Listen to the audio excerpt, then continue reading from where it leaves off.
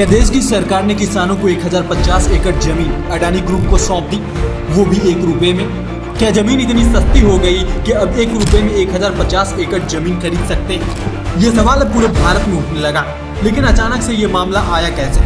ये सवाल आपके दिमाग में जरूर उठना चाहिए। दरअसल बीते सालों में विपक्ष ने सरकार और अडानी ग्रुप को लेकर कई आरोप लगाए। आप नेता और राज्यसभा सांसद संजय सिंह ने एक प्रेस कॉन्फ्रेंस कर दावा किया कि 1 रुपए में 1050 एकड़ जमीन अडानी ग्रुप को दे दी गई। उन्होंने कहा कि ये जमीन किसानों को मुआवजा देकर खरीदा गया था, जिसे मोदी जी ने अपने दोस्त अडानी को दे रहे हैं। इसके अलावा उन्होंने यह भी दावा किया कि बंजर जमीन पर करीब 10 लाख पेड़ लगे हैं, जिन्हें अब अडानी को काटने के लिए सौंप दिया गया। आप नेता ने जिस जमीन की बात की है वो बिहार के भागलपुर के पीरपौती में है।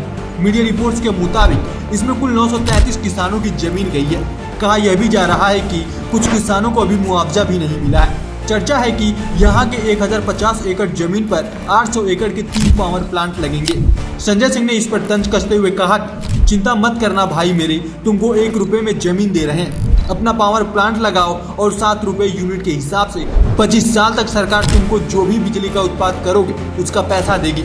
सांसद का कहना है कि जिस जमीन को कागज में बंजर दिखाया गया है वहाँ करीब 10 लाख पेड़ लगे हैं। वहाँ आम, लीची और मालद आम जैसे पेड़ लगे हैं। संजय सिंह ने सरकार के एक पेड़ माँ के नाम शुरू अभियान पर भी तंज कसा। उन्होंने कहा कि माँ के नाम पर 10 लाख पेड़ अडानी को दे दिए गए और कहा काट डालो सारे के सारे पेड़, अपना प्लांट खड़ा करो, अपनी कमाई करो, कोई मतलब नहीं पर्यावरण से।